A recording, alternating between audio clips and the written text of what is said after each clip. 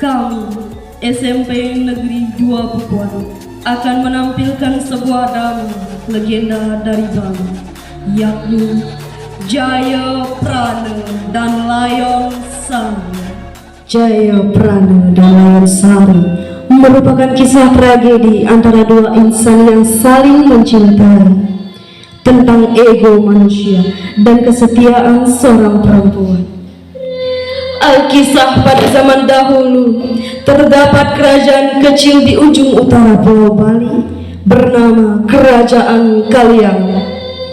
Di negeri ini terdapat satu keluarga miskin. Diceritakan, negeri tersebut diserang wabah penyakit yang menyebabkan banyak menjadi korban. Begitupun dengan keluarga miskin tersebut. Seorang ibu dan ayah tewas dan hanya menyisakan seorang anak bernama Jaya Prana.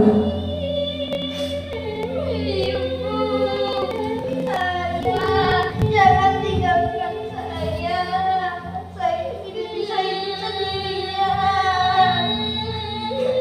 Mendengar kabar tersebut, sang raja mengajak para patihnya untuk melihat desa yang terkena wabah penyakit itu. Paman, ayo hantarkan aku melihat masyarakat yang terkena wabah penyakit. Baiklah, lewat. Lalu sang raja melihat seorang anak laki-laki yang sedang menangis meratapi kematian orang tuanya. Paman, kasihan sekali anak itu. Dia ditinggal oleh kedua orang tuanya. Nah, siapa namamu? Jaya Prana. Bagaimana kalau kamu tinggal di kerajaan? Tapi bagaimana dengan jasa ibu dan ayah saya? Tenang, para panjakku yang akan mengurus. Baiklah, Dewaku.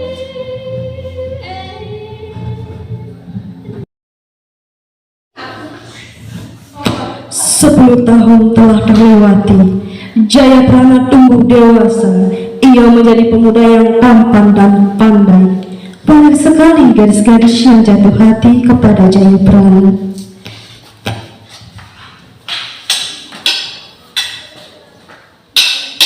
Wah, Jaya Prana tampan sekali. Apakah aku bisa menjadi istrinya?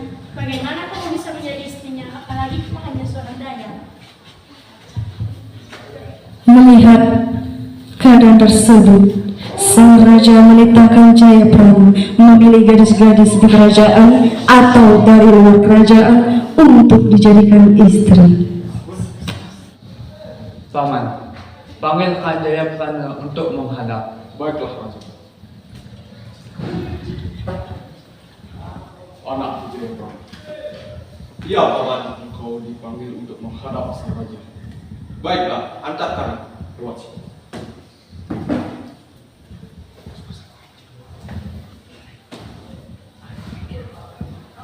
Ampun Baginda, ada apa gerangan engkau memanggil?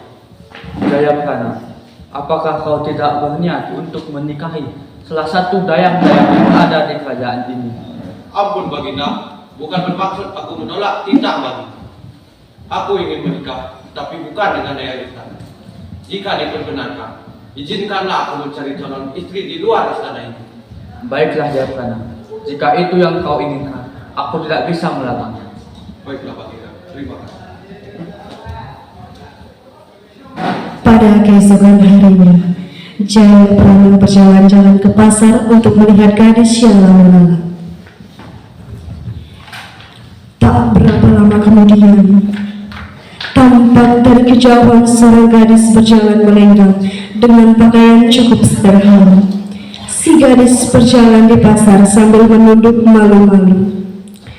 Jaya Prana pun terpana saat melihat gadis yang cantik jelita itu.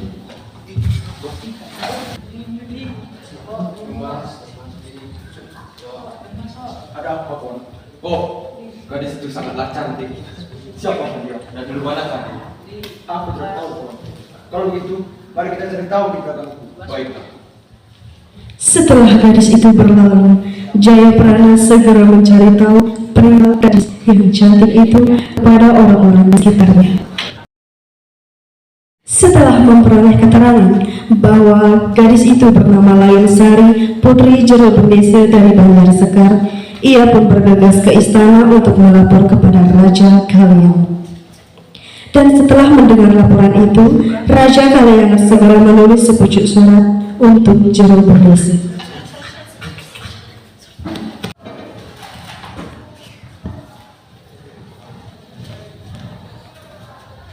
Jayaprana, besok pagi-pagi kamu antar surat itu ke rumah kedua orang tua gadis itu. Baiklah, Baginda. Om Swastiastu, Jero Bendesa. Swastiastu. Kedatangan ke sini untuk mengirimkan sepucuk surat dari Raja Kalyangan. Terima. Baiklah, terima kasih. Setelah membaca surat itu dalam hati dan mengetahui isinya, Jero Bendesa pun setuju jika putrinya menikah dengan Jayaprana. Lalu isi surat itu kemudian ia sampaikan kepada putrinya. Layan Sari putriku, kemarilah. Iya ya. Bagaimana putriku? Aku setuju menikah dengan pemuda bernama Jayaprana. Layan Sari hanya tersenyum malu-malu, walaupun tak terucap sepatah kata. Namun Jayaprana mengerti bahwa lamarannya tidak akan bertepuk sebelah tangan. Setelah itu, Jayaprana memohon diri kembali ke istana untuk menyampaikan berita itu kepada Raja Kalyangan. Baiklah, Jero Bendesa. Hamba izin pulang kembali ke istana. Baiklah, Nak. Hati-hati di jalan. Baiklah. Ampun Baginda, lamaran hamba telah diterima oleh keluarga gadis itu. Mendengar laporan itu, Raja Kalyangan langsung mengumumkan kepada seluruh keluarga istana bahwa perkawinan Jayaprana dan Layan Sari akan dilaksanakan. Aku, Raja Kalyangan, mengumumkan pernikahan Jayaprana dan Layan Sari akan segera dilaksanakan pada hari Selasa lagi pukul kuningan di halaman istana. Saat hari pesta perkawinan itu tiba, Jayaprana bersama Patih menuju ke rumah Jero Bendesa untuk menjemput calon istrinya.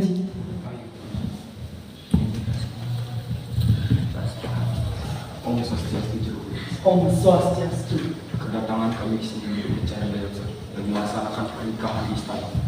Baiklah, akan kupanggilkan. Kemari Layan Sari. Layan Sari, bersediakah kau menikah denganku dan melakukan upacara pernikahan di istana? Tentu saja. Setelah itu, kedua mempelai kemudian diiring ke istana. Saat kedua mempelai memberi hormat di hadapan raja, sang raja hanya membisu. Ia terpana melihat kecantikan Layan Sari.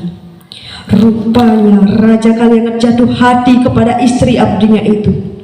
Dari sinilah muncul niat jahat untuk merebut Layan Sari dari Jayaprana. Setelah pesta perkawinan itu usai, Jayaprana bersama istrinya memohon diri untuk pulang ke rumahnya. Baginda, aku dan istriku izin pulang kembali ke rumah. Baiklah.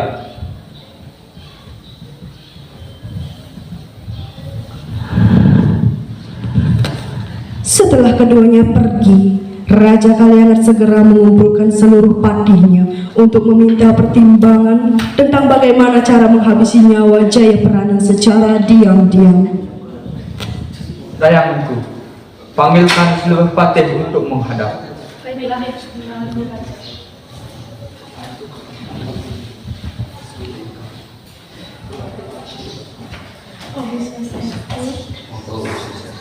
Ampun Datuk. Baginda Raja memerintahkan Anda untuk segera menghadap kepadanya.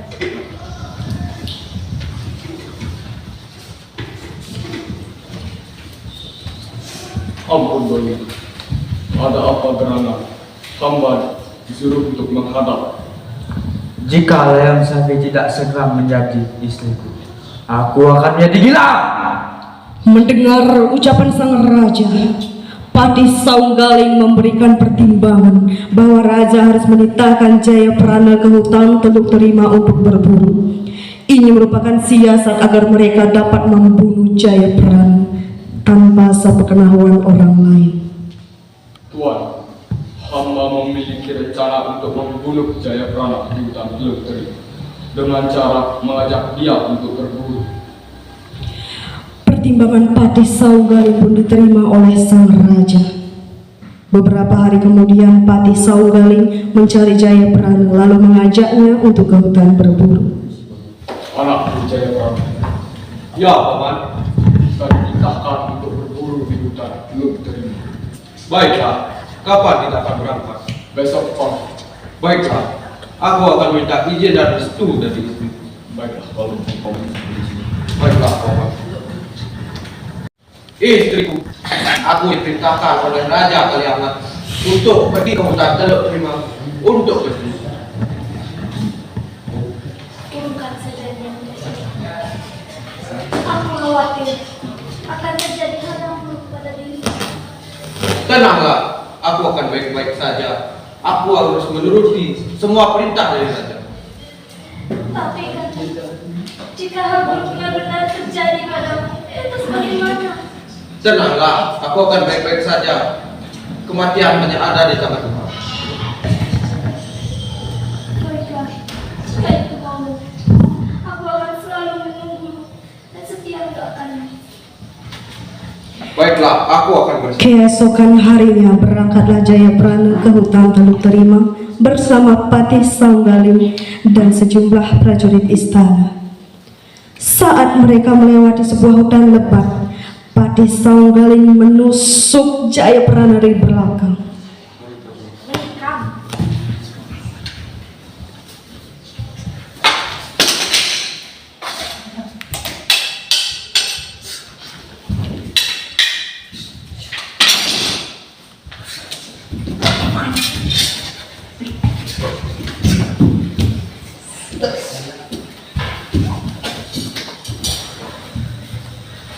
Paman, kenapa kau menyerangku? jangan banyak bicara kamu. Ini adalah perintah raja. Kau tidak bisa membunuhku dengan senjata itu. Jika raja ingin kematianku, kau tidak bisa membunuhku dengan senjata itu. Bunuhlah aku dengan melempar daun sirih emas ini. Ambillah paman dan bunuhlah aku. Baiklah, maafkan aku anakku. Tidak. Jayaprana tewas, namun bisa tempuh hanya dengan senjata biasa. Maka ia memberikan Patih Saunggaling 5 lembar sirih yang telah ia beri mantra sebelumnya. Sementara itu, Layang Sari menangis sejadi-jadinya menunggu suaminya yang tak kunjung kembali.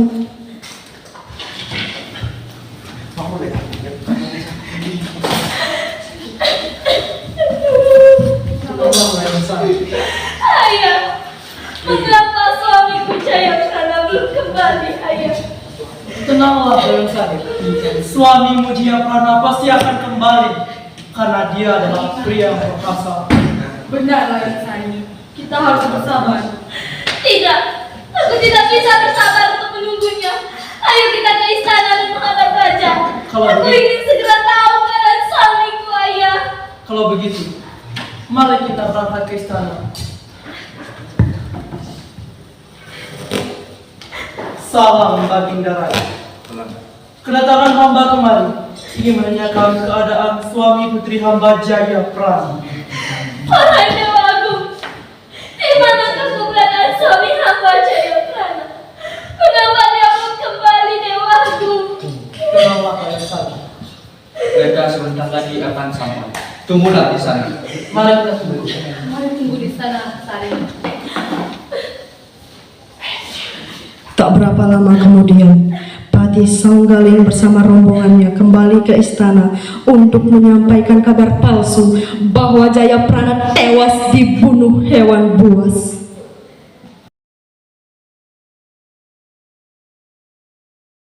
Ampun Baginda, abdimu Jayaprana telah terbunuh oleh hewan buas. Tidak, tidak Paman Patih. Tidak mungkin suamiku meninggal. Tidak Tenangkan diri, mungkin, Sari. Paman Patih. Tenanglah Layasari. Suamiku Jayaprana tidak mungkin meninggal. Ikhlaskan suamimu. Kalau begitu, Ikhlaskan dia, Sari. mari kita pulang. Mari kita pulang. Tenangkan diri Sari. Hamba patuh. Sementara itu, Raja Kaliangat sedang berbahagia merayakan kematian Jayaprana. Bagus Palapati. Sekarang antarkan aku ke rumah Layasari. Aku sudah tidak sabar menjadikannya permaisuri. Baiklah, Tuan. Di hadapan istri abdinya, ia berpura-pura sedih atas kematian Jayaprana. Salam Baginda Raja. Di mana Layasari? Aku ingin bertemu. Akan kupanggilkan. Kemari Layasari, Baginda Raja.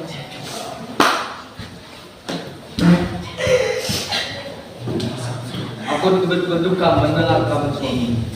Agar kau cepat melupakannya. Maukah kau menjadi istriku? Tidak. Maafkan hamba Baginda Raja. Hamba masih belum bisa menemukan suami hamba. Mendengar penolakan itu, Raja Kaliangat menjadi murka. Ia langsung menarik tangan Layasari agar ikut bersamanya. Ayo ikut Jangan, aku. jangan adikku. Baginda Raja. Jangan adikku. Tanda saya harus menikah denganmu. Lebih baik saya mati. Tidak. Layasari putriku. Layasari menikam dirinya dengan keris itu. Melihat Layasari tewas, sang raja pun menjadi kalam. Ia menikam orang-orang yang ada di sekitarnya. Tidak. Layasari tidak boleh mati. Raja tidak sedang berdiri. Pergi. Raja gila. Pergi. Baginda. Perilaku Raja Kaliangat tersebut benar-benar meresahkan.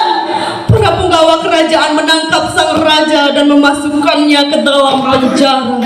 Tangkap dia. Baik. Masukkan dia ke penjara.